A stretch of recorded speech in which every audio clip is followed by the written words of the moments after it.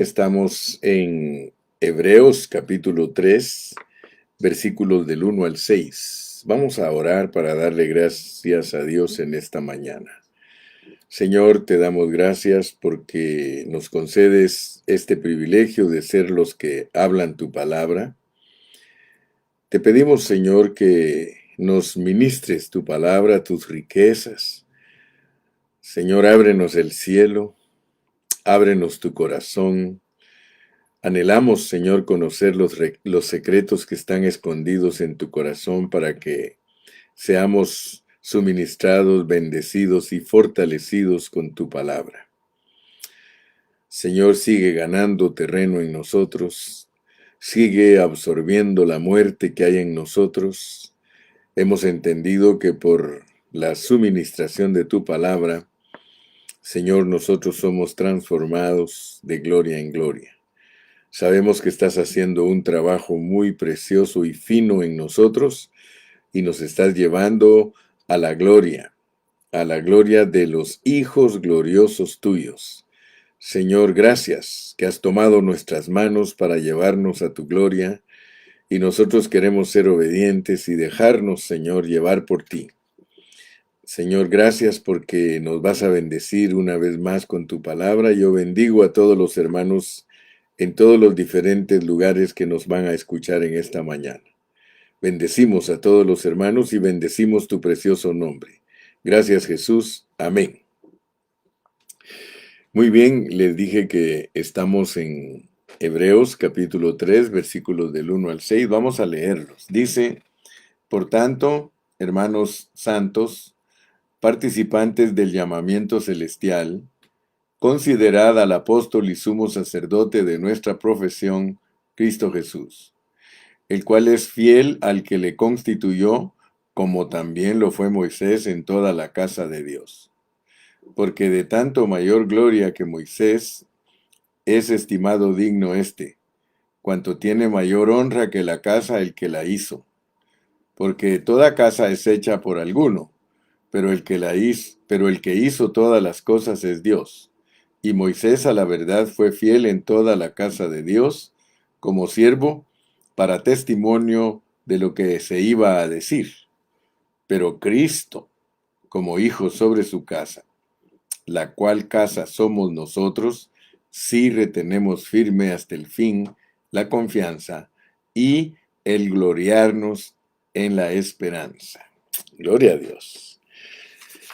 Todos nosotros sabemos que existe una comunicación entre el cielo y la tierra, ¿verdad? Nosotros somos la puerta del cielo. La iglesia es la puerta del cielo.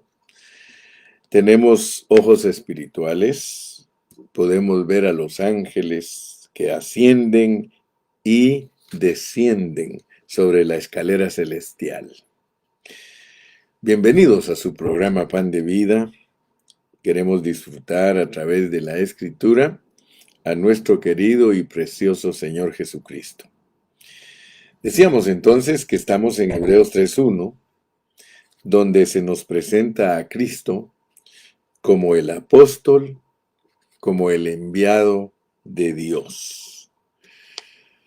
La mayoría de los cristianos conocen a Jesús como el Cristo, el Hijo del Dios viviente. Pero en el mensaje de hoy veremos a Jesús como el apóstol o como el enviado de Dios.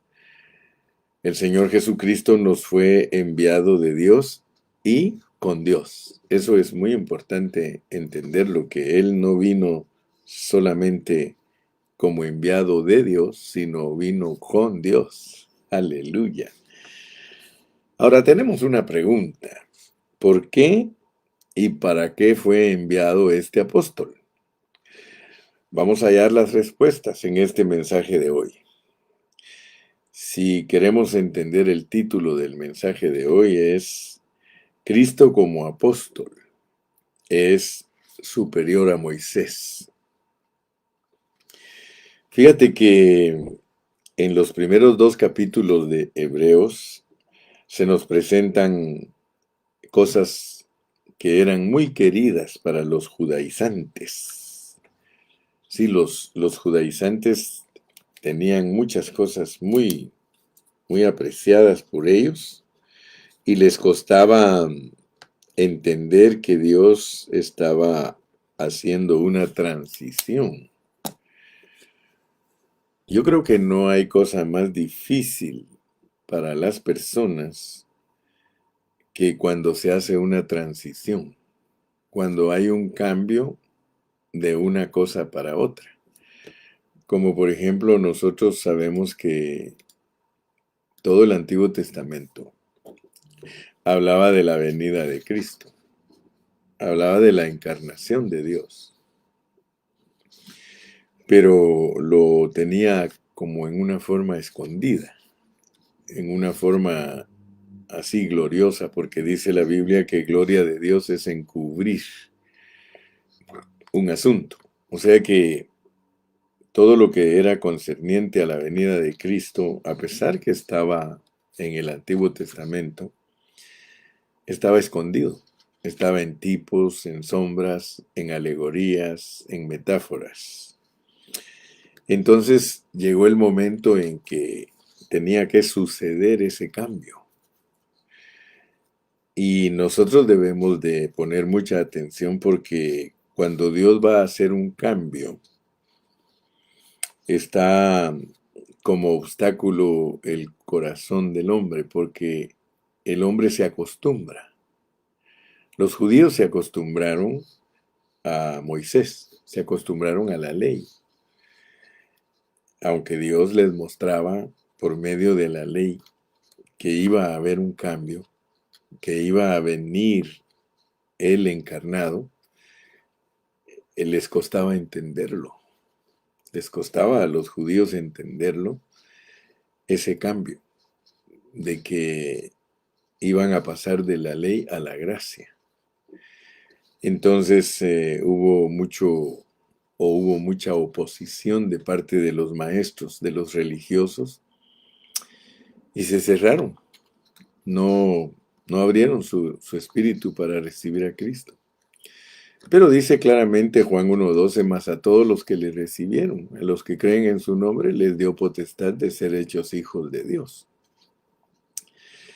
Entonces, Israel tenía un gran obstáculo, que en el libro de Hebreos es un río. Era un río que había que atravesar.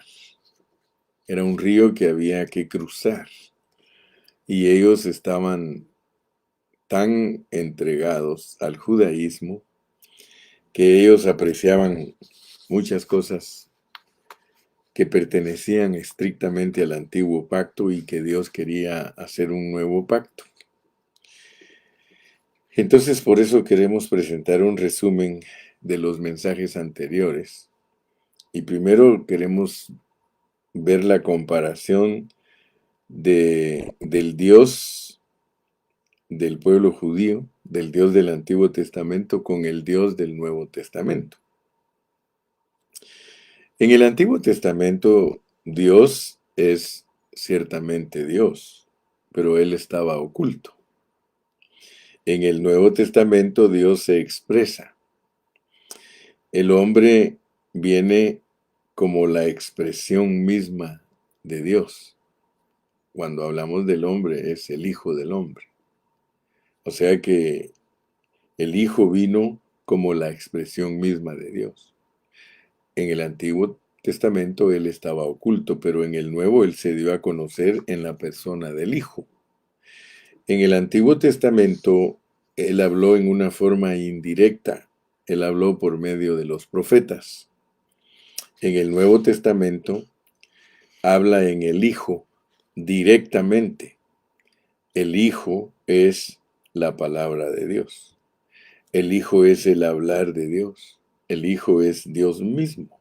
O sea que Dios se ministra a sí mismo por medio de su hablar. El Dios del Nuevo Testamento es el Dios del Antiguo Testamento. Pero ahora Él se revela y nosotros lo podemos recibir y lo podemos experimentar cada día. Este es un Dios disponible. Alabado sea el Señor por el Dios que nosotros tenemos. Es un Dios disponible y este Dios es Jesús. Es el Hijo de Dios. Nada menos que Dios mismo. Él es el Creador. Él es el que sostiene el universo con la palabra de su poder. Él es Dios. Bendito sea su nombre.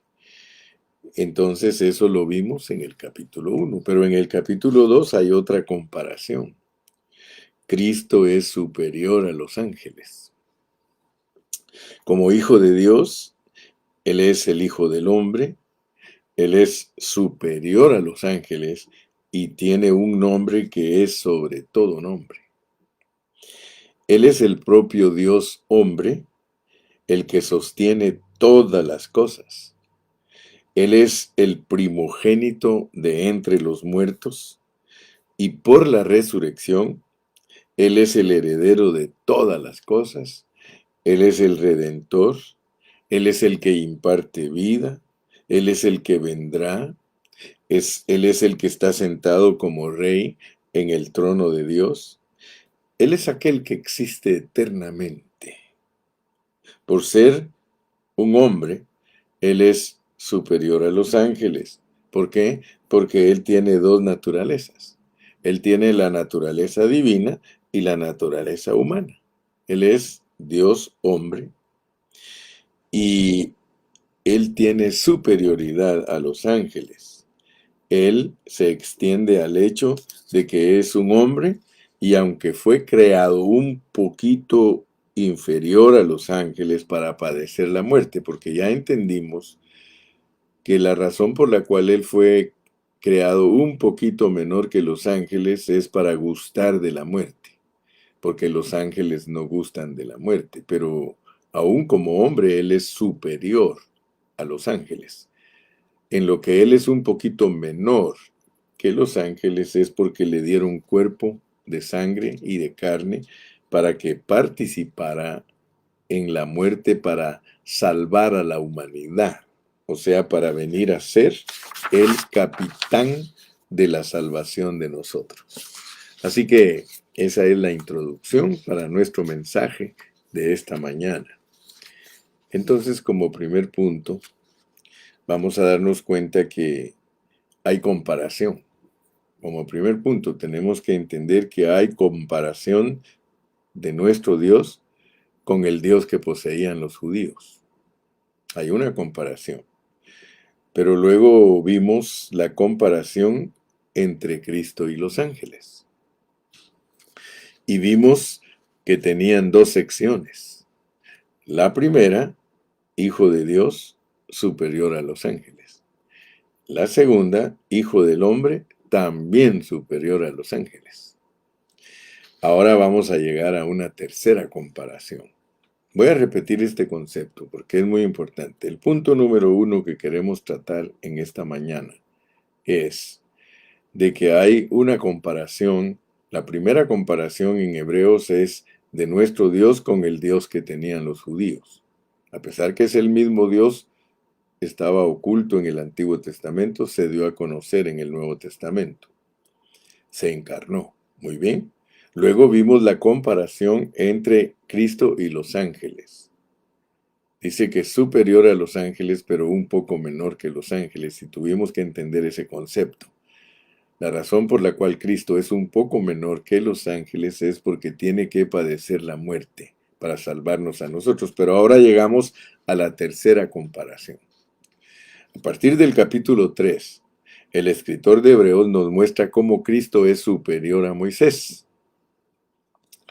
Y más adelante vamos a ver una cuarta comparación, en la que Cristo como sumo sacerdote es superior a Aarón y como apóstol es superior, escuche bien, como apóstol, él es superior a Moisés y a Josué. Fíjense pues, nosotros tenemos que entender esto. Voy a repetirlo para que lo entendamos bien. Cristo como apóstol y sumo sacerdote. Como apóstol es superior a Moisés y como sumo sacerdote es superior a Aarón. En el 3.1 hay dos títulos.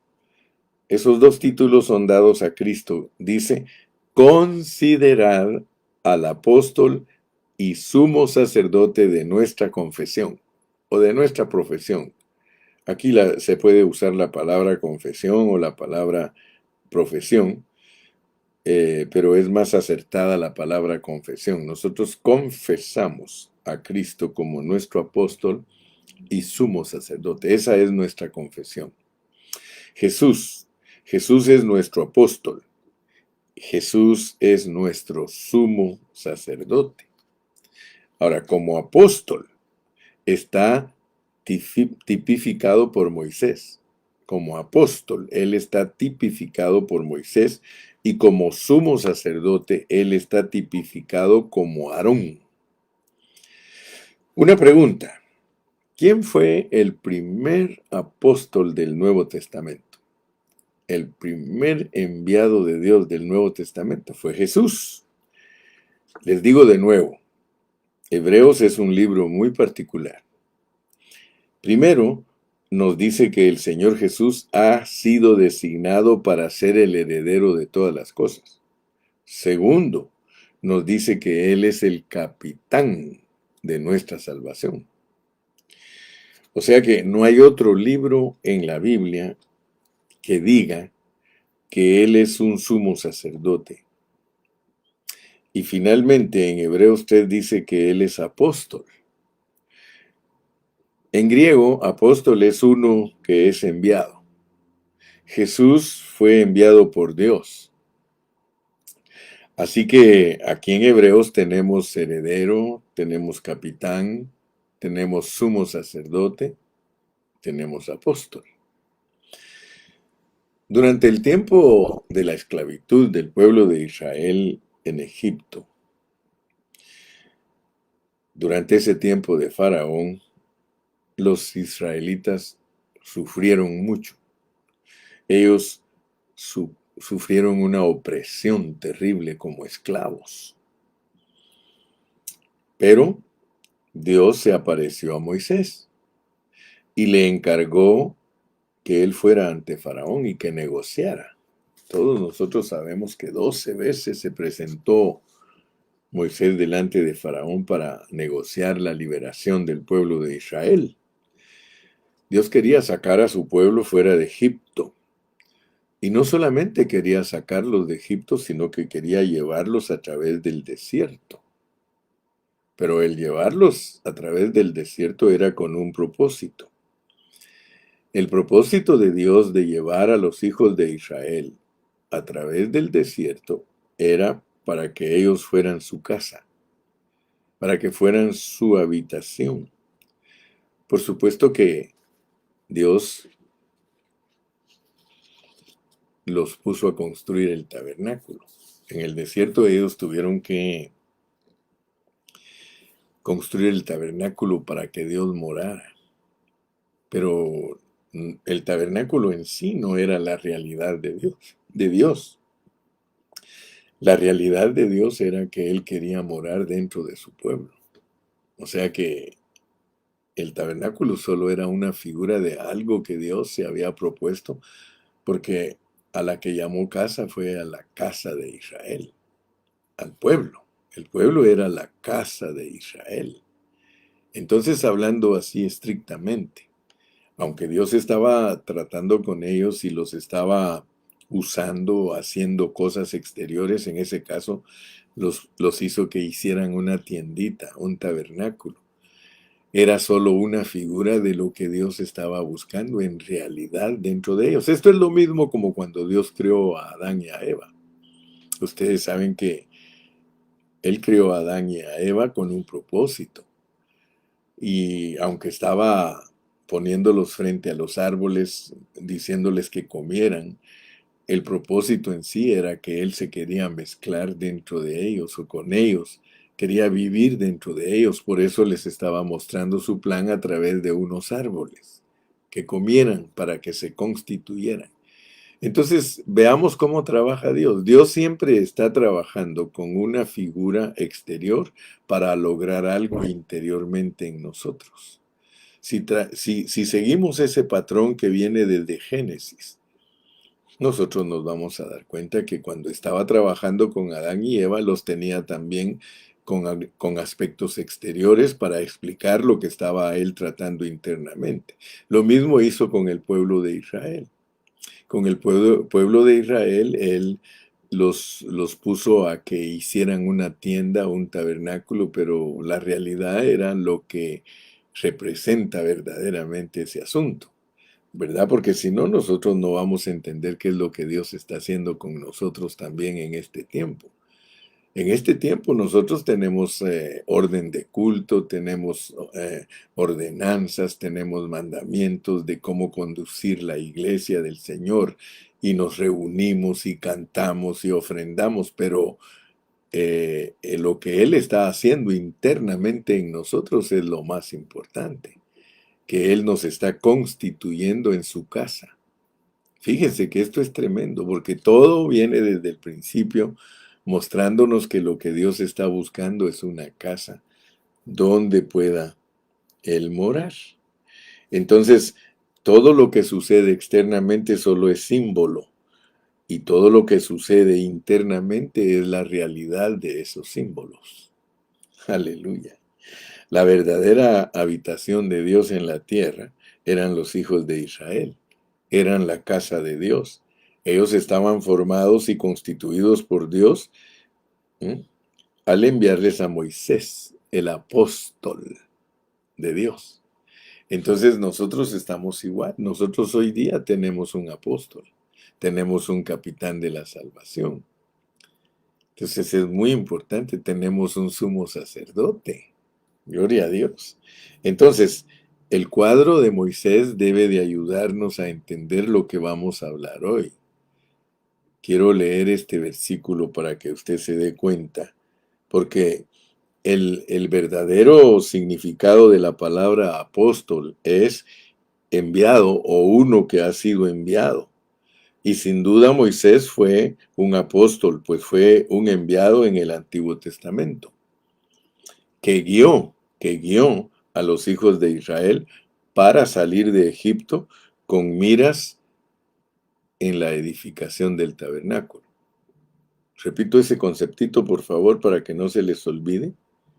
El verdadero significado de la palabra apóstol es enviado, o uno que ha sido enviado, y sin duda Moisés fue un apóstol, pues fue un enviado en el Antiguo Testamento que guió a los hijos de Israel para salir de Egipto con miras de edificar el tabernáculo. Fíjate que eso hizo Moisés con el pueblo de Israel.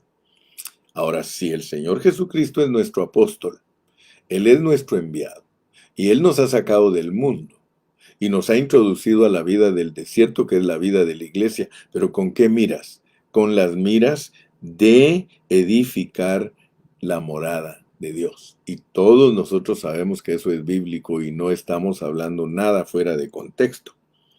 Entonces, los aspectos equivalentes del apóstol de Cristo en el Nuevo Testamento están en contraste ahí en Hebreos, porque tenemos un contraste del Antiguo Testamento versus el Nuevo Testamento. ¿Cuál es el contraste? El contraste lo vamos a leer aquí otra vez. Por favor, vaya conmigo a esta parte de Hebreos. Mire cómo dice aquí en Hebreos. Dice: por tanto, hermanos santos, participantes del llamamiento celestial, considerad al apóstol y sumo sacerdote de nuestra confesión, Cristo Jesús, el cual es fiel al que le constituyó, como también lo fue Moisés en toda la casa de Dios. ¿Te das cuenta del contraste? La comparación que va a hacer, y dice: porque de tanto mayor gloria que Moisés es estimado digno este, cuanto tiene mayor honra que la casa el que la hizo. Porque toda casa es hecha por alguno, pero el que hizo todas las cosas es Dios. Y Moisés, a la verdad, fue fiel en toda la casa de Dios. Fíjate, pues, él fue fiel en Israel. Israel es la casa de Dios. Como siervo, él era un siervo de la casa de Israel. para testimonio de lo que se iba a decir. O sea que Él es una figura, Él es una fotografía de Cristo. O sea que si tú pones atención aquí, dice que Moisés fue fiel en toda la casa de Dios como siervo para testimonio de lo que se iba a enseñar a través de la figura de él, a través de la fotografía de él, a través de toda la historia de Moisés, tenemos que ver a Cristo como un apóstol. El apóstol Moisés, el apóstol Cristo. Pero Cristo como hijo. Ahora, fíjate la superioridad de Cristo sobre Moisés, porque Moisés solo era apóstol. Y Cristo no es solamente apóstol. Mira, dice, pero Cristo como hijo sobre su casa, la cual casa somos nosotros. Aquí ya las cosas se van poniendo más particulares. Dice que nosotros somos la casa de Dios y hay un requisito para ser la casa de Dios, mantenernos.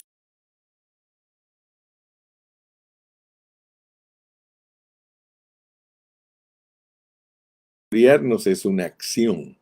La gloria es la expresión. Nosotros nos estamos gloriando, nos estamos expresionando, nos estamos permeando, nos estamos constituyendo. Eso es lo que quiere decir aquí. Muy bien, entonces yo creo que ya entendiste el primer punto. El primer punto es la comparación del Dios del Antiguo Testamento con el Dios del Nuevo Testamento. Es el mismo Dios, solamente que en el Antiguo Testamento estaba escondido, en el Nuevo Testamento se dio a conocer. Segundo, ahora vamos a entender en una forma muy breve. Segundo punto, que Moisés era un cuadro tipológico. En el versículo 5 dice, y Moisés a la verdad fue fiel en toda la casa de Dios como siervo, para testimonio, para testimonio. Testimonio significa, hermano, que Moisés era la fotografía de una persona.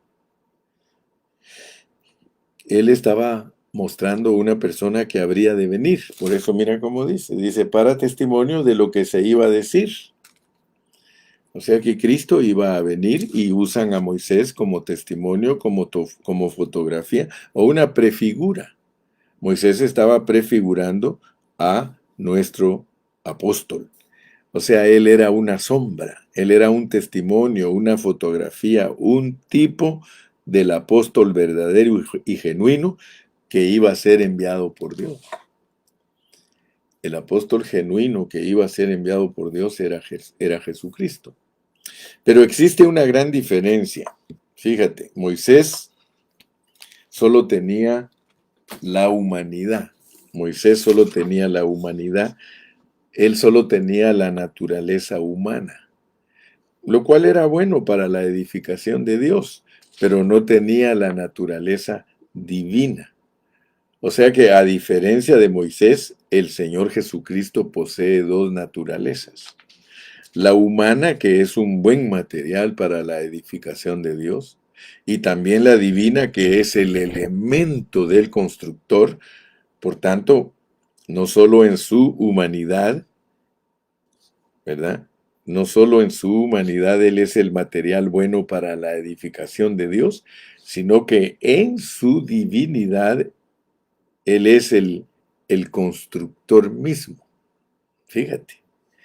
Moisés fue un apóstol enviado por Dios para, para construir la casa de Dios en la tierra, mientras que Cristo no solo es parte del edificio, sino que también Él es además el constructor. Esa es la gran diferencia entre Cristo y Moisés. El día de hoy vamos a hablar de la casa de Dios, porque yo quiero que tú captes esto, hermano. Por favor, cáptalo. El segundo punto es que Moisés era un cuadro tipológico de Cristo. Él era la fotografía de una persona que habría de venir. Ok. Entonces, en el capítulo 2 de Hebreos, Cristo es el primogénito Hijo de Dios. y nosotros somos los muchos hijos que forman la iglesia. En otras palabras, en el capítulo 2, Cristo es el capitán, Él es el hijo primogénito, Él es el sumo sacerdote, a fin de que los muchos hermanos sean la iglesia. Pero en el capítulo 3, Cristo es el apóstol y nosotros somos sus hermanos como la casa de Dios. Ahora, necesitamos darnos cuenta que la iglesia tiene una función doble, porque para Cristo la iglesia es el cuerpo. Escucha bien, para Cristo la iglesia es el cuerpo, mientras que para Dios la iglesia es la casa. Para Cristo la iglesia es el cuerpo de Cristo. Para Dios la iglesia es la casa de Dios. Ahora, como cuerpo, Cristo es la cabeza y la iglesia es el cuerpo de la cabeza. Esa es la primera función de la iglesia. La segunda función de la iglesia es que la iglesia es la casa del Padre. O sea que Dios es el Padre y la iglesia es su casa. Esta no es una casa física, sino algo viviente. La palabra griega para casa también puede traducirse como familia. Familia. Los miembros de una familia. Algo viviente. Fíjate que yo estoy explicando estas cosas y hay hermanos que aún le han puesto nombre a sus congregaciones, familia de Dios, pero te aseguro que no saben lo que están diciendo. Te lo aseguro. Porque para entender la expresión familia de Dios, tú tienes que entender este concepto que te estoy hablando ahorita. Para Cristo, la iglesia es su cuerpo, pero para Dios el Padre, la iglesia es su casa. Entonces, como la palabra casa se puede traducir también como familia, los miembros de una familia, fíjate pues, los miembros de una familia, algo viviente, su parentela es algo que vive en esa vida. ¿Por qué nosotros nos llamamos la familia de Dios como casa del Padre? Porque nosotros tenemos la vida y la realidad del Padre. Si alguien le pone a su grupo, a su congregación, la familia de Dios, tiene que saber lo que está hablando. Tiene que saber que es la familia de Dios porque lleva un parentesco. Un parentesco en Hebreos, esa es la idea. La casa del padre es porque en una casa el papá es el jefe. El papá es el que les da la sangre a todos ellos. Entonces, la clave es que Dios no quiere vivir en nada hecho de manos, sino en algo espiritual. Dios quiere vivir en su vida. Yo sé que tal vez tú has oído hablar de la familia de Dios, de la iglesia, porque la iglesia es la familia de Dios en toda la tierra, no en un grupo. La familia de Dios es la iglesia como la casa del Padre y tiene la vida de Dios. La vida de Dios corre en ellos. Por eso se llama familia de Dios, porque la vida de Dios corre en ellos. Ahora, noten que estamos hablando aquí de algo que Dios anhelaba desde antes de la fundación del mundo. Si tú quieres entender la iglesia como la familia de Dios, tú tienes que entender que se refiere a una habitación mutua, en donde tú entiendes que tú vives en Dios y Dios vive en ti. Eso es la familia de Dios, eso es la casa de Dios, que tú vives en Dios y Dios vive en ti.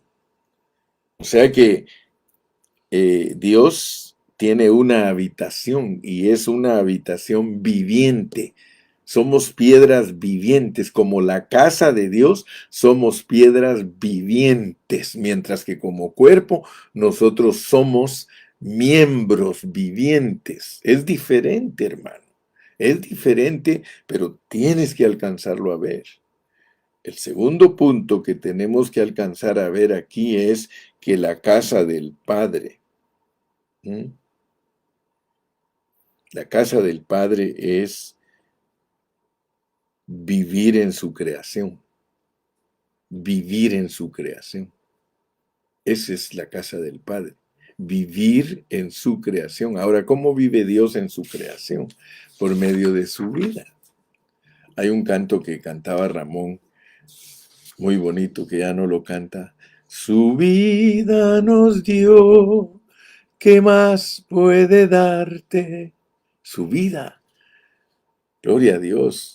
Nosotros necesitamos ser introducidos, hermanos, a esta visión celestial maravillosa, que como casa de Dios somos piedras vivas.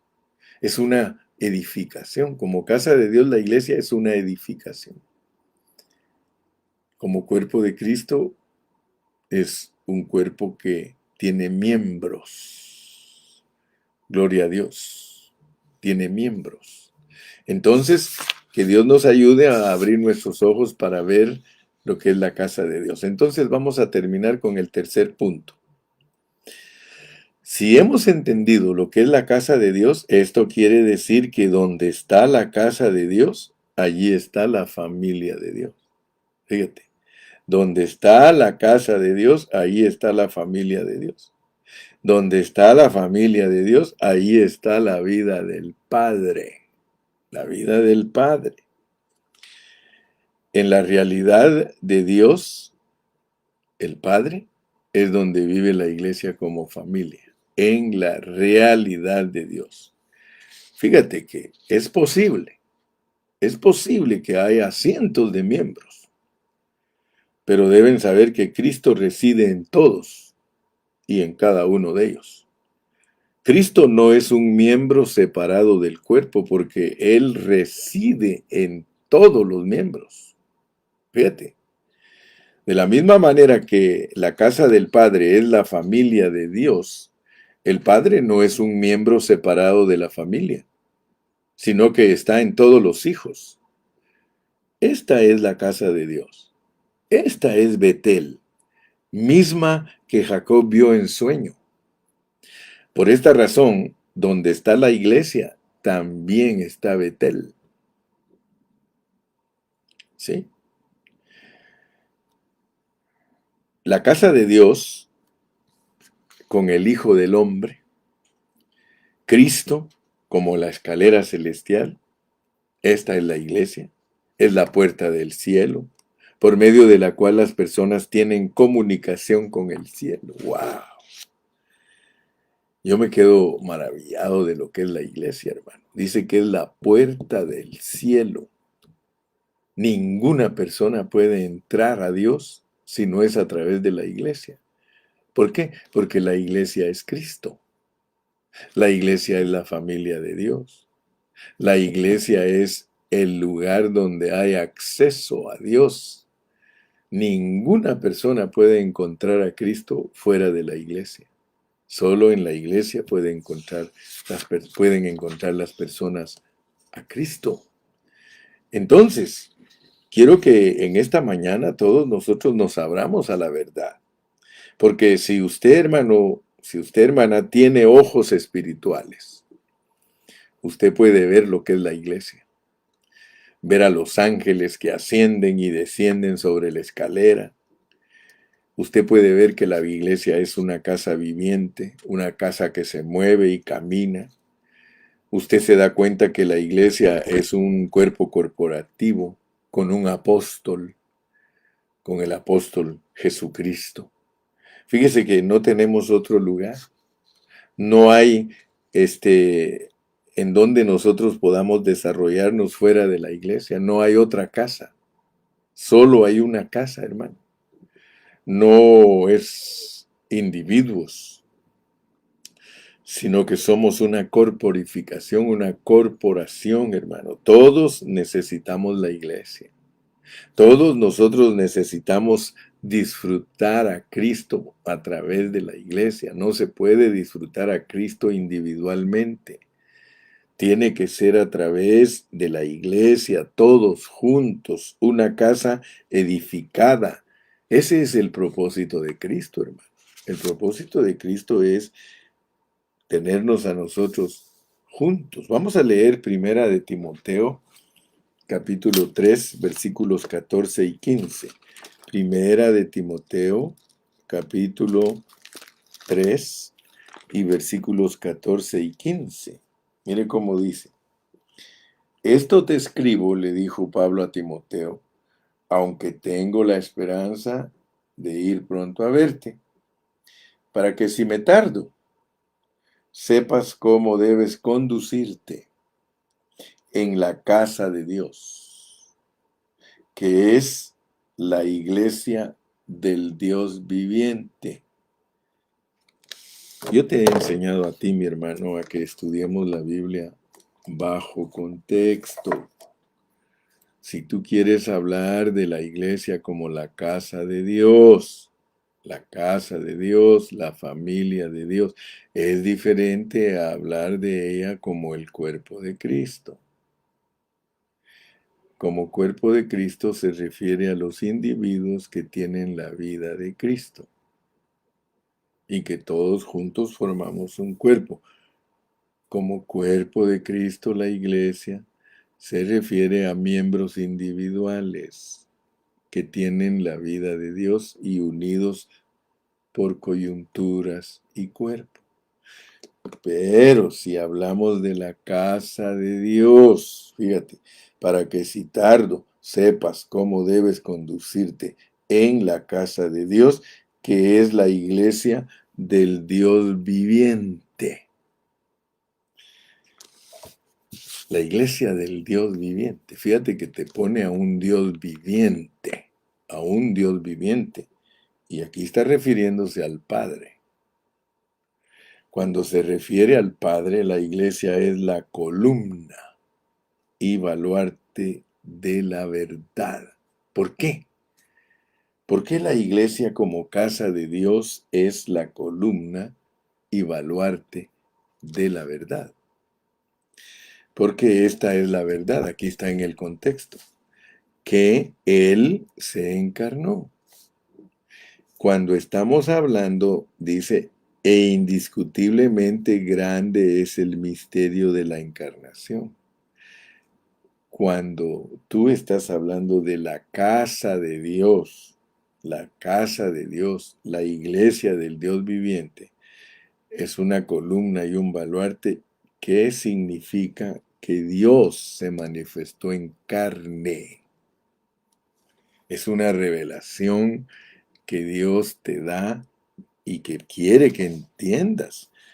Porque si no, tú no vas a entender la encarnación. La encarnación es corporativa. La casa de Dios, la iglesia del Dios viviente, grande es el misterio de la piedad. Dios fue manifestado en carne. Tienes que entender esto, hermano. Si Dios no te abre tu entendimiento, no recibes la revelación de esto. Como casa del Padre, como familia de Dios, Dios te dice a ti, mi hermano, que Él se encarnó en ti, que Él se vino a expresar por medio de carne y sangre. Yo no sé si estás captando lo que estoy diciendo, pero, hermano, lo que Dios quiere que tú entiendas es que como casa de Dios es la mezcla de Dios con el hombre. Esa es la revelación divina que tú tienes que recibir bajo contexto, que cuando hablamos de la casa de Dios estamos hablando de la mezcla de Dios con el hombre.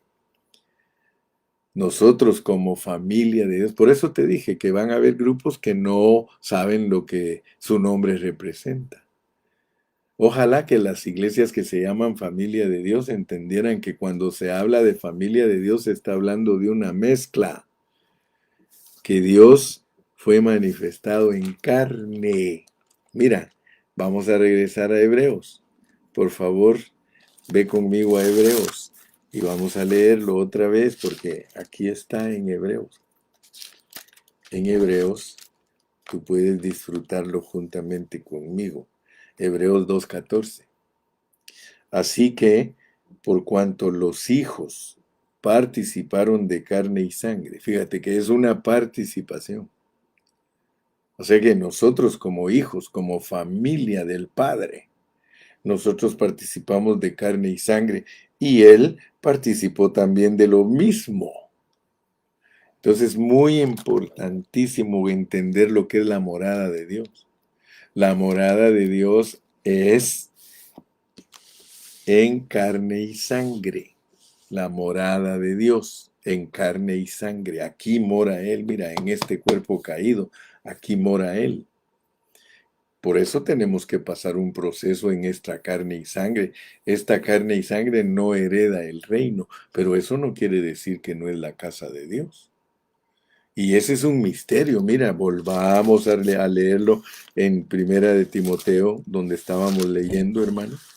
Estábamos en Primera de Timoteo, capítulo 3 y versículos 14 y 15. Primera de Timoteo 3 dice, para que si tardo sepas cómo debes conducirte en la casa de Dios, que es la iglesia del Dios viviente, columna y baluarte de la verdad. Y mira lo que es la casa de Dios. Indiscutiblemente grande es el misterio de la piedad, de la encarnación. Dios fue manifestado en carne, justificado en el Espíritu. Fíjate pues, todo esto que pertenece a la encarnación de Dios es para la familia de Dios, para la casa de Dios. Nosotros, grande es este misterio de la encarnación porque nosotros también estamos encarnados. Dios fue manifestado en carne, nos han justificado del Espíritu, nos miran los ángeles, se le ha predicado a todas las naciones, ha sido creído en las naciones y está ahora sentado a la diestra del Padre y nosotros juntamente con Él, porque este misterio es corporativo. Y eso es lo que muchos cristianos no han entendido, que cuando nosotros predicamos acerca de la casa del Padre, estamos hablando de la mezcla del hombre con Dios en encarnación. Yo espero que haya quedado claro los conceptos hoy. Que Dios te bendiga, Dios te guarde y si Él nos permite, continuamos mañana. Despídete hermano. Da un saludo ahí, da un saludito. Si Dios te bendijo en esta mañana con su palabra, pon por lo menos gracias Señor que me alimentaste. Gracias Señor que me alimentaste. Gracias hermana Anita por ponernos ese versículo. Indiscutiblemente grande es el misterio de la piedad. Dios fue manifestado en carne, justificado en el Espíritu, visto de los ángeles, predicado a los gentiles, creído en el mundo, recibido arriba. Esa es la casa de Dios. La casa de Dios es la mezcla de Dios Padre y Dios Hijo en el espíritu de los creyentes por su Santo Espíritu.